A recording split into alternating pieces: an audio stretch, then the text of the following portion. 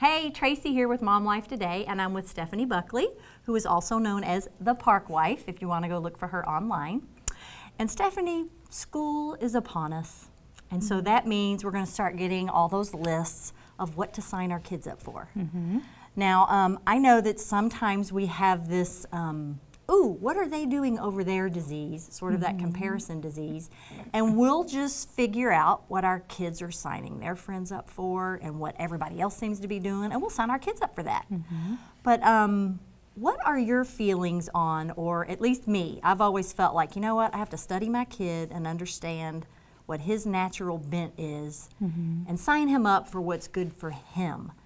Have you ever been kind of lost in that, oops, let's do what everybody else is doing, and how can you just kind of help moms understand how precious it is to figure out what it is your kid likes and push them in that direction? Well, I think it's natural to feel like, oh, my friends' kids are doing this and their friends, but honestly, I pray for God to show me my children's bent.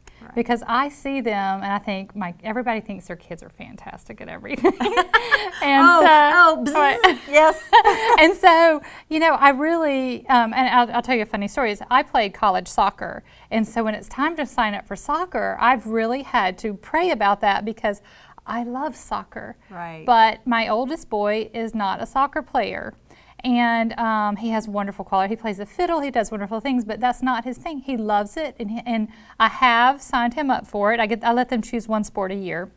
And so I let him do it, but I try not to put the pressure on him of that he has to be fantastic at it. That he goes out there and gives everything he has a good time. But you know, I also have to keep in mind that that is not his thing. He has other things. And so when I go to sign him up for things, I don't do it just to have him be in the popular crowd or everything, because then you get overscheduled. Yes, and it's just not good for your family time. Well, and I'd like to hone in on a minute because you said they sign up for one thing. So you put limitations so that I'm assuming they can have a broader, because you said he plays the fiddle. Yes, well, I happen to live in the folk music capital of the world, so all children in my town play an instrument.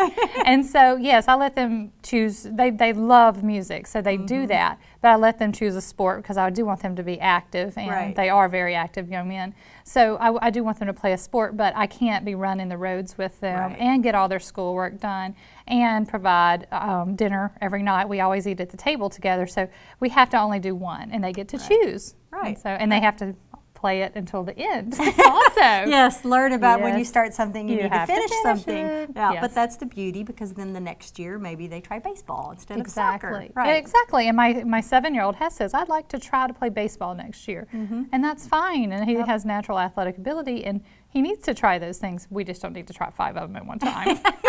I think that's some good, wise advice, moms. So let your child choose, and then place limits so that you're not always gone, so that you have time at home. Moms, I think those are some great words of wisdom from Stefanie, and I hope you'll look for her at the Park Wife, and we will see you next week on Mom Life Today. Bye, moms.